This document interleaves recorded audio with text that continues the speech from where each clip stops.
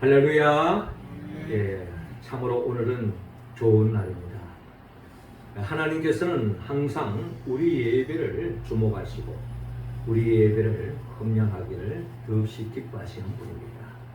이 시간 하나님께는 영광이요 우리 모두에게는 하나님의 은혜와 은총이 우리 가운데 충만히 임하여서 우리의 일상 속에서 하나님의 나라를 침노하고 맛볼 뿐만 아니라 충만히 누리고 많은 사람들에게 전파하며 영원히 하나님의 나라를 소망하며 또 하나님의 나라를 살아가는 우리 모두가 되기를 주의 이름으로 축원합니다.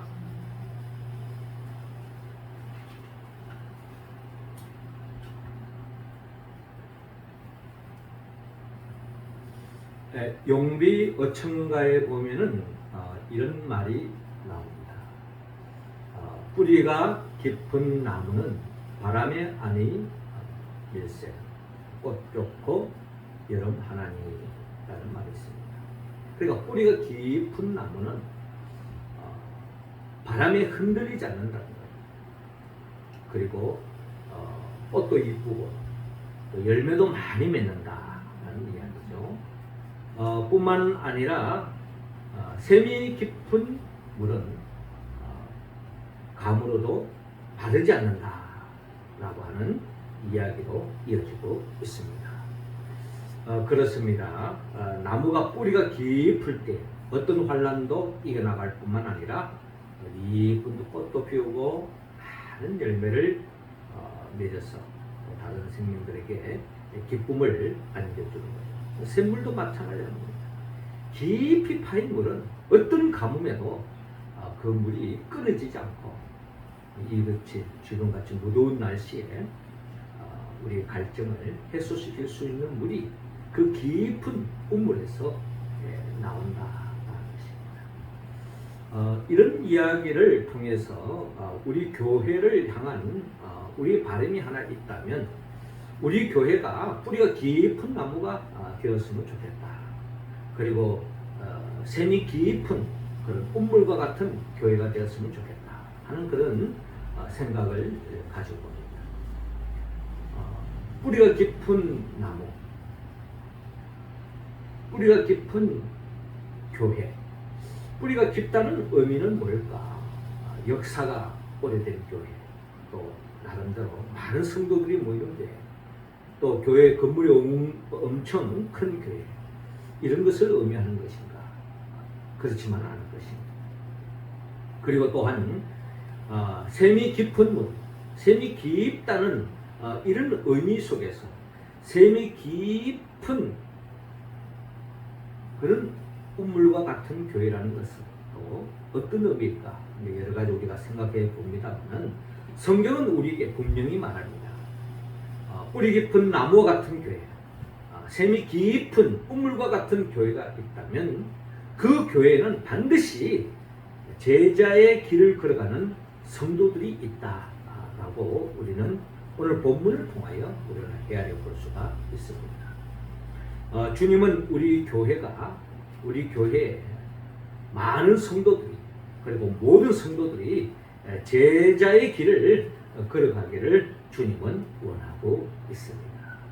제자의 길을 간다는 게 뭔가? 주님을 따라간다는 게 뭔가? 주님의 제자로서의 믿음 생활을 한다는 것이 무엇인가를 오늘 성경의 본문을 통하여 우리가 헤아리고 그 말씀에 우리가 응답하여서 우리 교회가 점점 뿌리 깊은 나무와 같은 교회, 또 샘이 깊은 우물과 같은 그런 교회가 되기를 우리는 소망하며 또 그런 꿈을 꾸어봅니다. 어떻게 하면 제자의 길을 가는 삶일까요?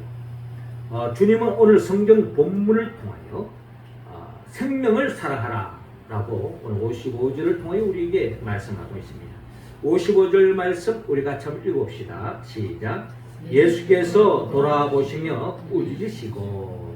아멘. 자, 오늘 본문 누가복음 9장 51절을 통하여 51절부터 이렇게 시작하고 있는데요. 예수께서 성천하실 기약이 차감해 예루살렘을 향하여 올라가시기로 굳게 결심하시고, 예수님의 성천이 점점 다가온다는 겁니다. 예수님의 성천은 예수님의 생애 중요한 하나의 사건인데요. 이 예수님의 성천한다는 말은 육신의 예수님과의 이별을 앞두고 있다. 그런 의미로 우리가 해석할 수 있을 것입니다.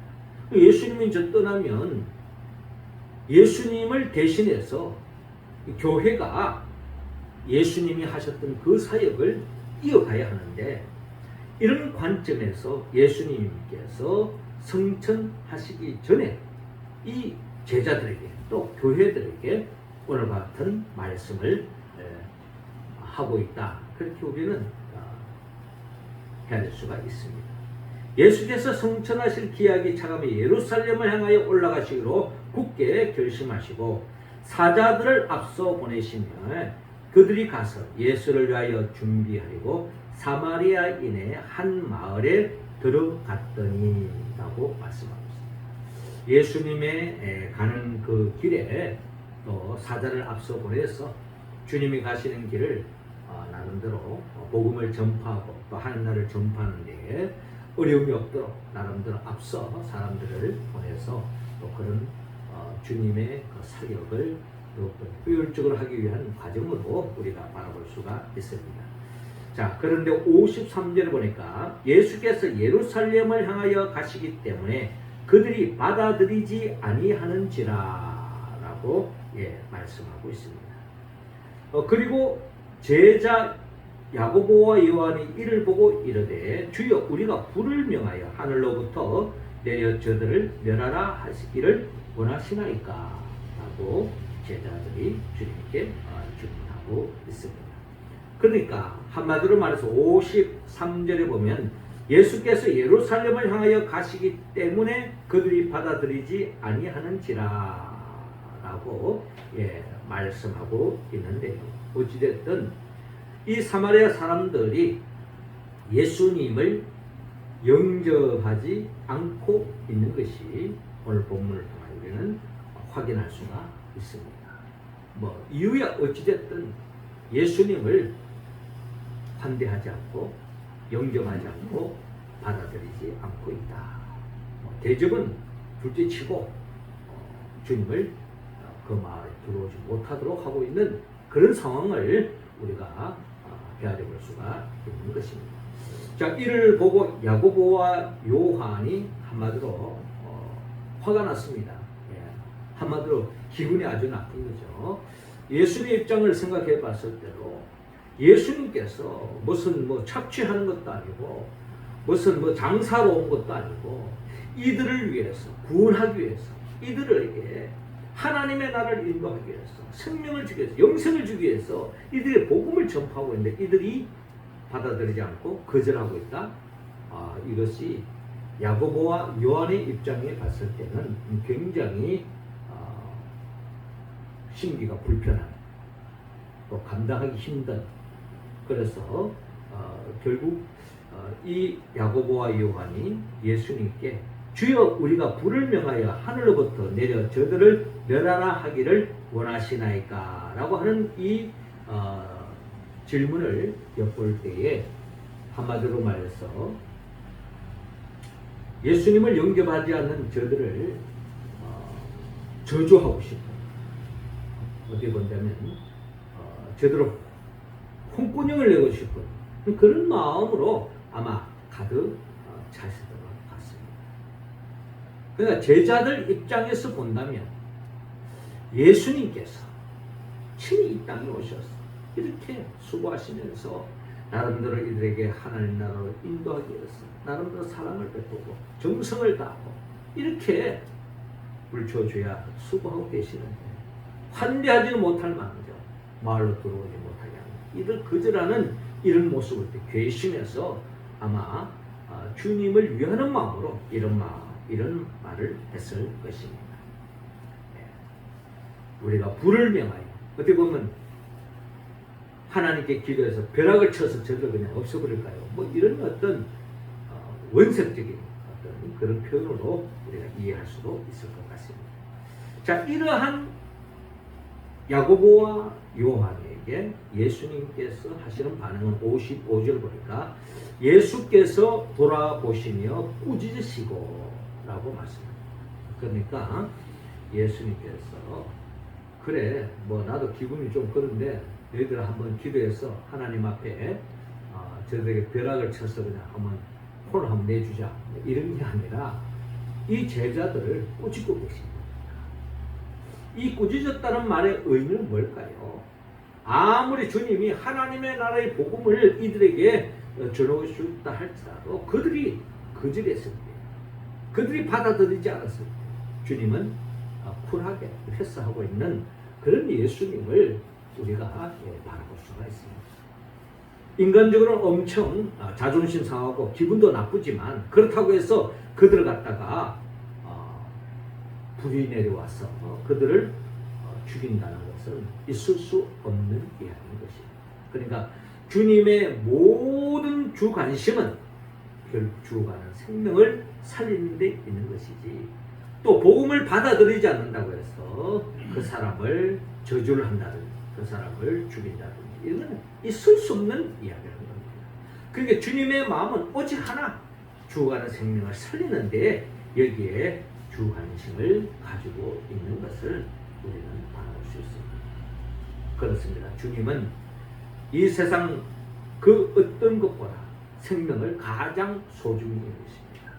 다른 생명은 천하보다 소중히 여기시는 분이 바로 우리 주님이시라는 것입니다. 이 한 생명을 살리기 위해서 주님은 십자가에 못 박혀 죽기까지 희생하신 분이 바로 예수 그리스도라는 것입니다. 주님은 베드로전서 3장 9절에서 11절을 보면 악을 악으로 욕을 욕으로 갚지 말고 도리어 복을 빌라 이를 위하여 너희가 부르심을 받았으니 이는 복을 이어받게 하려 하십니다. 그러므로 생명을 사랑하고 좋은 날 보기를 원하는 자는 혀를 검하여 악한 말을 그치며 그 입술로 거짓을 말하지 말고 악에서 떠나 선을 행하고 화평을 구하며 그것을 따르라 라고 말씀하고 있습니다. 복음을 전파하다가 어려움을 당할 수가 있습니다.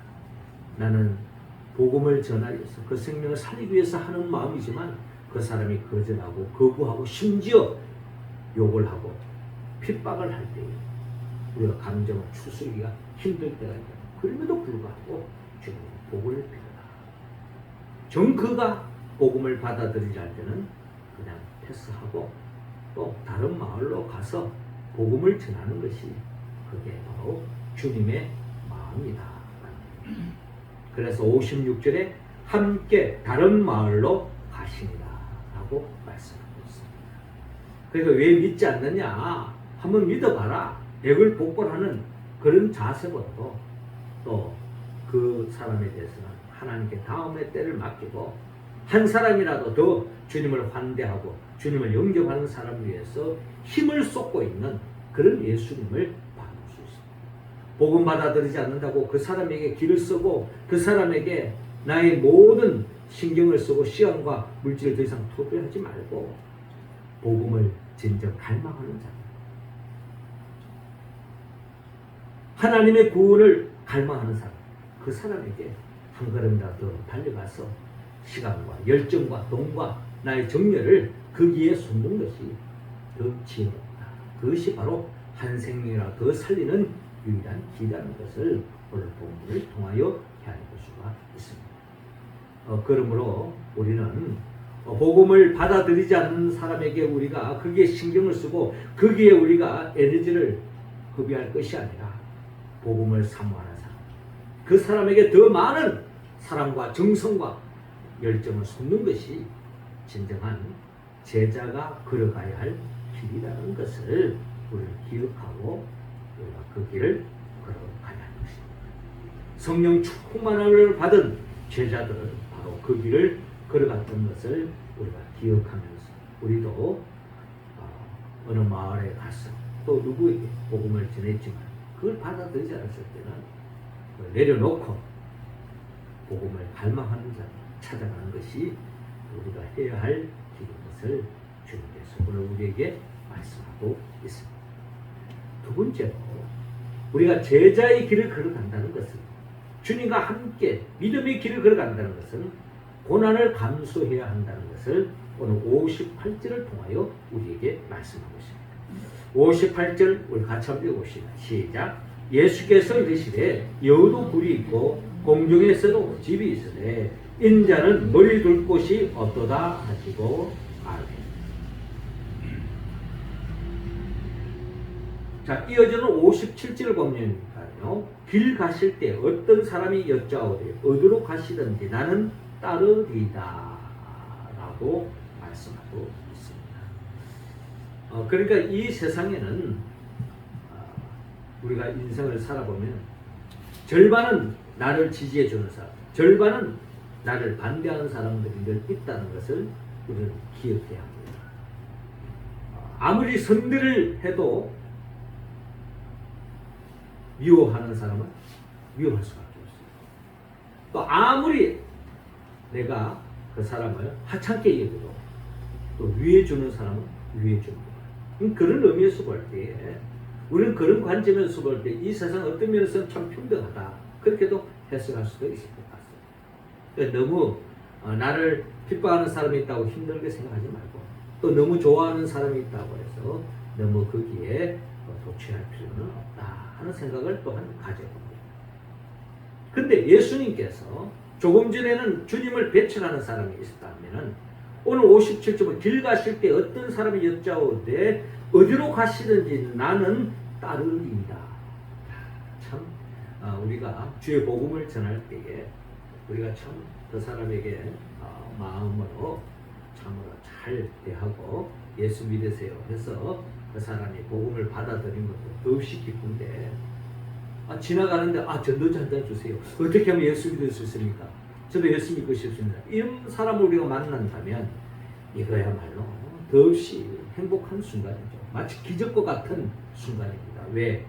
다녀보면은 예수를 전했을 때 배척하고 또 받아들이지 않는 사람, 또는 심지어 욕을 하는 사람까지도 있기 때문에 복음을 쉽게 받아들이는 사람 보면 더없이 그냥 업어주고 싶고 그냥 무엇이든지 다 주고 싶은 그런 기분이 들 때가 없지 않아 있다는 것입니다. 그런데 이 사람은 자발적으로 주님이 어디로 가시든지 저는 주님을 따르겠습니다, 제자의 길을 가겠습니다, 이제 이런 각오로 주님께 다가오는 모습을 볼 수가 있습니다.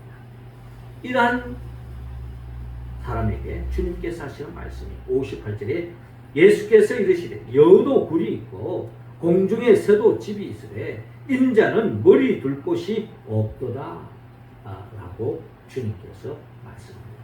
이 말씀의 의미가 뭡니까? 여도 굴이 있고 여도 살집이 있다는 거예요. 새들도 집이 있는데 인자는 머리 둘 곳이 없다 라고 하는 이 말씀은 주님이 가시는 그 길은 꽃길이 아니라는 것을 우리에게 말씀하고 있습니다. 주님이 지금 예루살렘을 향해서 가는 이유가 뭡니까? 우리 모두를 살리기 위해서, 하나님의 나라를 인도하기 위해서, 하나님의 뜻을 이루기 위해서 십자가의 길을 묵묵히 걸어가고 있다는 겁니다. 이 길은 누가 따라온다고 했을 때에 이 사람은 마치 주님만 따라가면 마치 장밋빛 인생이 펼쳐지는 것처럼, 좋은 일만 생기는 것처럼 그런 차원으로 주님을 따라온다고 했을 때는 그것은 착각이 될 수 있기 때문에 어디 보면 그 사람의 주님은 찬물을 끼얹는 그런 의미로서, 또 진정 네가 주님을 따르겠다고 한다면 어떠한 어려움도 각오하고 따라야 된다는 것을 주님께서 각인시켜주고 있는 것을 볼 수가 있습니다. 마태복음 5장 10절에 12절을 보면 우리가 잘 아는 것처럼 의를 위하여 박해를 받는 자는 복이 있나니 천국이 그들의 것이며 나로 말미암아 너희를 욕하고 박해하고 거짓으로 너희를 거슬러 모든 악한 말을 할 때는 너희에게 복이 있나니 기뻐하고 즐거워하라. 하늘에서 너희 상이 큽니다.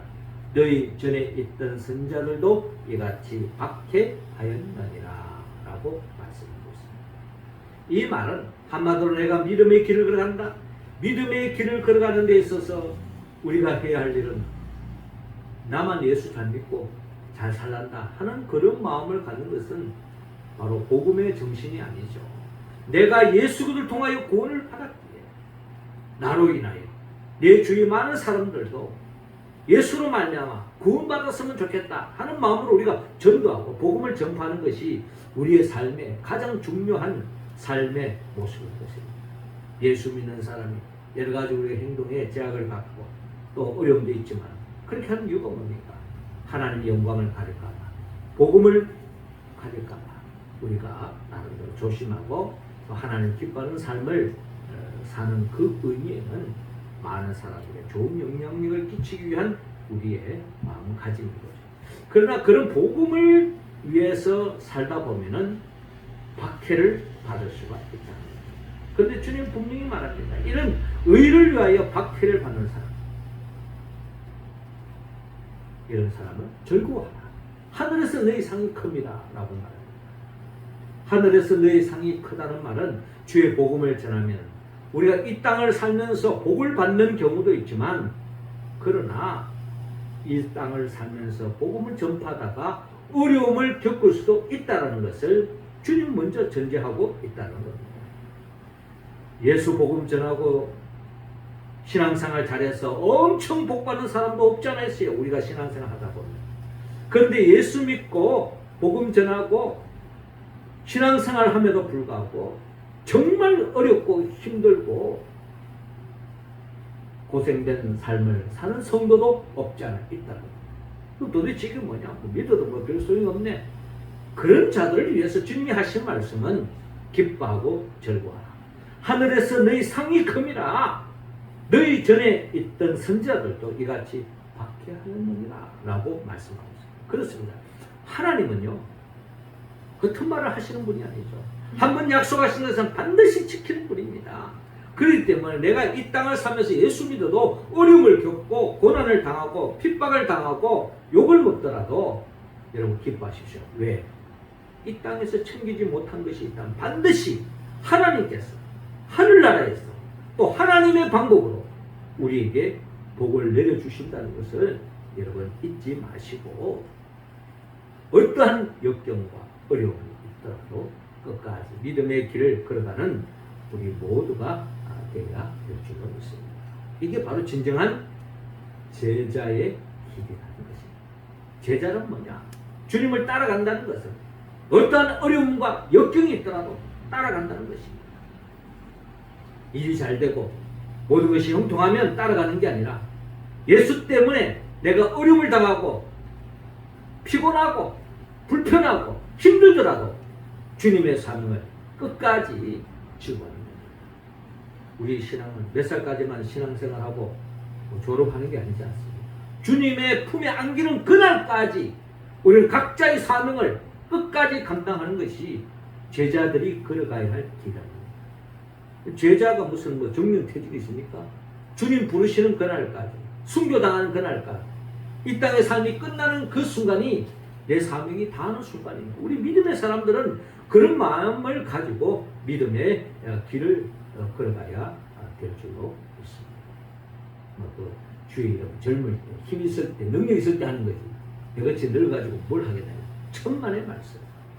저는 신앙생활 하면서요, 젊은 사람이 열심히 헌신하고 봉사하는 속에서 하나님이 기뻐하시고 영광 돌리는 길도 있지만,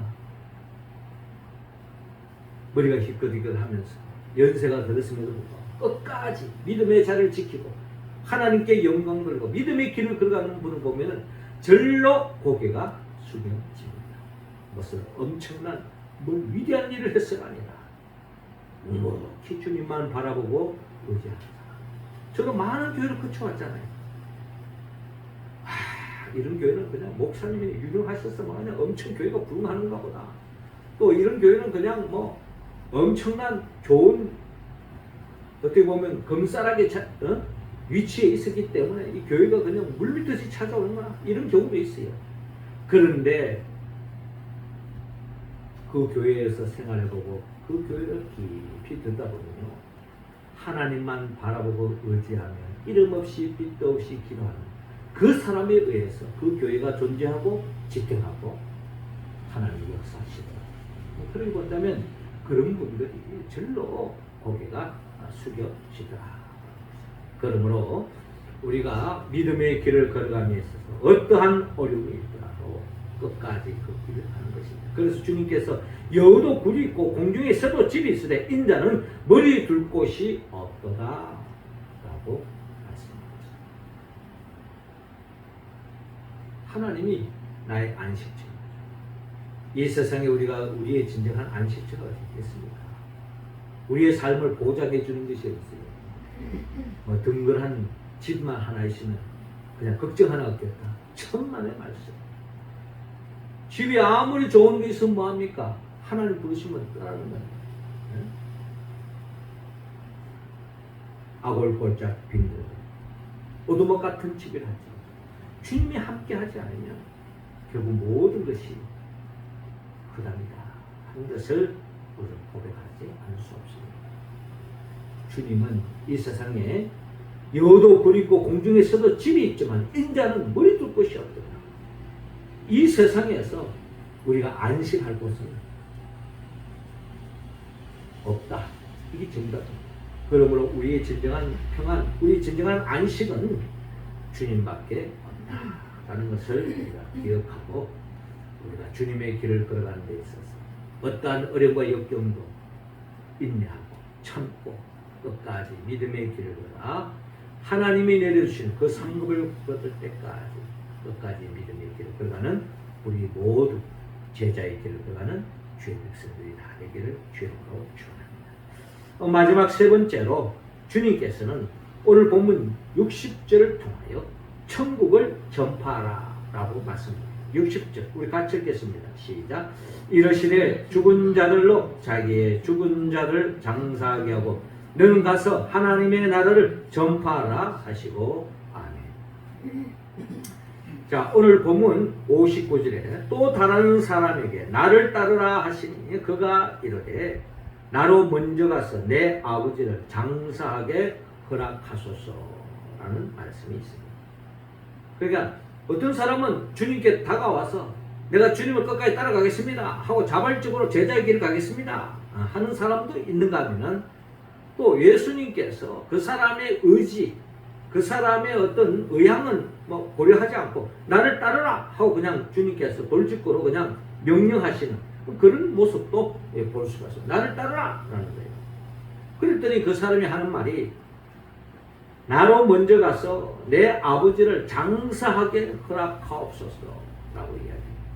아마 이렇게 말한 사람은 나름대로 주님에 대해서 나름대로 호감을 가지고 또 나름대로 어떻게 본다면 하나님의 은혜로 주님을 따르고 싶은 그런 마음도 없지 않아 있었던 것 같습니다. 그런데 아마 이 사람이 지금 상황이 아버님께서 세상을 떠났던 것 같습니다. 그러니까 우리 가정 사이에 있어서도 우리가 상을 당하면 그게 어떻게 보면은 만사를 다 제쳐놓고 상에 우리가 집중할 수밖에 없고 심지어 친구 부모님이 돌아가셔도 우리가 모든 일을 다 내려놓고 또 그 상가집에 찾아가는 것이 한마디로 또 사람 살아가는 삶의 모습 아닙니까? 그만큼 초상집, 상가집이 세상 떠났을 때 그 슬픔이 너무나 크기 때문에 그 위로하고자 하는 마음이 우리의 삶의 우선순위가 아닐 수가 없습니다. 그런데 주님께서는 말씀하시기를 60절 죽은 자들로 자기의 죽은 자들 장사하게 하고 너는 가서 하나님의 나라를 전파하라 라고 말씀합니다. 그러니까 어떻게 보면 뭐 아버님이 세상을 떠나도 뭐 그거 아랑곳하지 않고 그 신경 쓰지 마라 라고 주님께서 이야기하는 것이 아니라 그러나 이 세상에 아무리 중요한 일이 있다 할지라도 제자의 길을 걸어가는 사람에서 최우선 순위는 결국 하나님의 나라를 전파하는 복음 전파하는 것임을 주님께서 우리에게 일깨우시고 있는 것을 볼 수가 있습니다. 그러니까 이 세상에 아무리 중요한 일이 있다 할지라도 이 세상에 우리 제자의 길을 걸어가는 사람에서 가장 중요한 것은 복음 전파, 하나님의 나라를 전파하는 죽어가는 생명을 살리는 것이 우리의 삶의 최고의 가치가 되고 최우선순위가 되어야 됨을 주님께서 우리에게 말씀하고 있는 것입니다.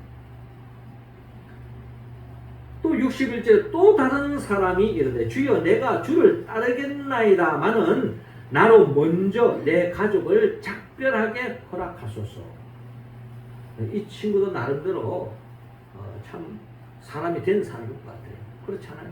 아무리 주님 좋다 한들 가족에게 말도 하지 않고 나 주님 따르겠다고 그냥 만사 가족을 다 제쳐놓고 가는 것, 뭐 이런 것도 나름대로 그 사람 참 대단하다 할 수 있지만, 어떤 면에서 보면은 그동안 함께 살아온 가족, 부모님에게, 형제에게 그것도 나름대로 이야기하고 주님을 따라가지, 모든 것 다 제쳐놓고 따라간다. 이것도 우리가 인간적으로 봤을 때는 참으로 좀 뭔가 아니다 하는 생각을 가질 수 있잖아요. 그런데 주님의 말씀은 손에 쟁기를 잡고 뒤를 돌아보는 자는 하나님의 나라에 합당하지 아니하니라. 이제 이렇게 또 주님께서 말씀하고 있습니다. 주님은 가족 관계를 그냥 무시해라, 그 중요하지 않다, 이걸 지금 이야기하는 것이 아닙니다. 주님이 이야기하는 것은 사실 우리에 있어서 가족이 얼마나 중요합니까? 가족이 어떻게 보면 최우선순위죠. 그런데 그것보다도 더 우선순위가 해야 할 일이 바로 하나님의 나라를 전파하는 것이다 라는 것을 우리에게 다시 한 번 더 일깨워 주고 있는 것입니다. 아버지가 세상을 떠났다. 중요하죠. 가족의 이별을 먼저 이야기를 하고 와야 된다. 중요하죠. 가족이 정말 중요합니다. 그러나 가정사보다 더 중요한 것이 하나님의 나라고 복음을 전파한다는 것이 바로 제자의 길을 걸어가는 사람들의 자세다 하는 것을 오늘 주님께서 우리에게 말씀하고 있습니다. 그러기에 마태복음 6장 31절 이하로 보면 그러므로 염려하여 이르기를 무엇을 먹을까, 무엇을 마실까, 무엇을 입을까 하지 말라. 이는 다 이방인들이 구하는 것이라. 너희 하늘 아버지께서 이 모든 것이 너희에게 있어야 할 줄을 아시느니라. 한나라의 괴로움은 그날로 족하니라. 그런즉 너희는 먼저 그의 나라와 그의 의를 구하라. 그리하면 이 모든 것을 너희에게 더하시리라. 그러므로 내일을 위하여 염려하지 말라. 내일 일은 내일이 염려할 것이요 한날의 괴로움은 그날로 족하니라 라고 말씀하고 있습니다. 그렇습니다. 제자의 길을 걸어가는 사람은 끊임없이 그의 나라와 그의 의를 구합니다. 하나님의 뜻이 어디 있는가? 하나님이 기뻐하시는 일이 뭔가? 어떻게 하는 것이 하나님 나라를 확장하는 길인가? 주가는 생명을 살리는 길인가? 여기에 전심 전력을 다할 때에 결국 주님께서 우리 가정을 챙겨주시고 우리의 물질을 챙겨주시고 우리 건강을 챙겨주시고 우리의 삶을 지탱해 주신다는 약속의 말씀인 것입니다. 사랑하는 성도 여러분, 주님은 우리 모두가 오순절 다락방에 성령 충만함을 입었던 제자들처럼 그런 성령의 충만함을 입기를 원합니다. 주님이 이렇게 당부를 하셨지만 우리가 잘 알다시피 예수님이 십자가에 못 박혀 죽을 때에 결국 제자들은 다 주님을 부인하고 배반하고 다 제갈길로 가버렸습니다. 결국 하나님의 나라고 뭐고 필요 없다, 그냥 일단 내 몸 살고 보자 하고 다 주님을 부인하고 배반하고 다 돈에 팔려서 다 제갈길로 가버렸잖아요. 그런데 이들이 성령 충만함을 받고 난 뒤에는 지난날 주님이 하셨던 그 제자의 길이 무언가를 다시 그들이 깨닫고 진정 주님을 기뻐하는 제자의 길을 걸어갈 수 있었던 것처럼 우리 또한 성령의 충만함을 받을 때에 진정 생명을 사랑할 수 있고 고난을 감내할 수 있고 어떤 상황에도 천국을 전파하는 데 전심전력을 다할 수 있다라는 것입니다. 그러므로 우리 모두는 성령의 충만함을 받아야 합니다. 성령은 예수 그리스도의 영입니다. 예수님이 누구입니까? 예수님은 우리를 위하여 천지 만물을 창조하시고 우리를 위하여 친히 인간의 몸으로 오셔서 우리의 모든 죄를 대신하여 십자가에 못 박혀 죽으시고 부활하시고 승천하시고 그리고 또한 지금도 보혜사 성령을 우리에게 보내주셔서 그 성령의 도움으로 말미암아 우리 모두가 하나님의 말씀에 응답하여 주의 몸된 교회를 지탱하고 주의 몸된 교회를 지키고 주의 몸된 교회를 통해서 하나님의 나라를 만끽하는 우리 모두를 영원한 하나님의 나라로 인도하기 위하여 장차 재림하여 오실 예수 그리스도 그분의 영광에서 성령의 도움을 받아서 진정 제자의 길 생명을 사랑하고 고난을 감수하고 천국을 전파하여 더없이 하나님께 영광을 돌리고 우리 한 사람 한 사람이 제자의 길을 걸어가 진정 우리 교회가 뿌리 깊은 나무와 같은 교회, 샘이 깊은 꽃물과 같은 교회가 되어서 더없이 하나님 앞에 영광 돌리는 죄 몸된 교회 성도들이 다 될 수 있기를 주님으로 축원합니다. 기도드리겠습니다. 하나님 아버지, 이 시간 우리 각자 한 사람 한 사람에게 성령의 기름을 충만히 부어 주시옵소서. 성령 충만함으로 말미암아 우리 모두가 진정 복음을 전파하여 하나님의 나라를 전파할 뿐만 아니라 더 나아가 어떠한 고난도 감수하고 주관한 생명을 살리는 그의 나라와 그의 의를 구하는 우리 모두가 되게 하여 주옵소서. 예수님의 이름으로 기도드리옵나이다. 아멘. 찬송가 324장 우리 함께 찬양.